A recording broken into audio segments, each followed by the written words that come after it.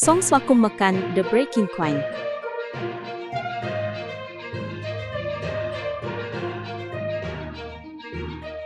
ផៃទទួលស្គាល់ថាបាក់តបនៅភ្នំ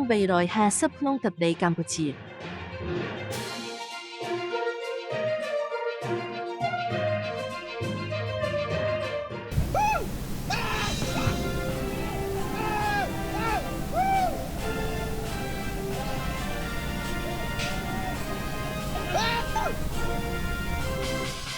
អ្នកនាំពាក្យកងទ័ពថៃថាការដកទ័ពចេញពីភ្នំ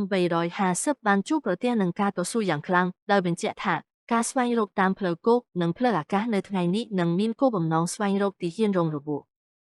នៅថ្ងៃទី17ខែធ្នូឧត្តមសេនីយ៍ឯកវិនថៃសូវ៉ារីអ្នកនាំពាក្យកងទ័ពភូមិន្ទថៃបានបញ្ជាក់អំពីការបង្ហោះនៅលើបណ្ដាញសង្គមដែលអះអាងថាទីហ៊ានកម្ពុជាកំពុងរឹបអូសអាវុធពីសាកសពទីហ៊ានថៃនៅប្រាសាទតាក្រវីដែលស៊ីមហៅតាខ្វាយលោកបានពន្យល់ថាប្រតិបត្តិការរបស់ថៃដើម្បីគ្រប់គ្រងភ្នំ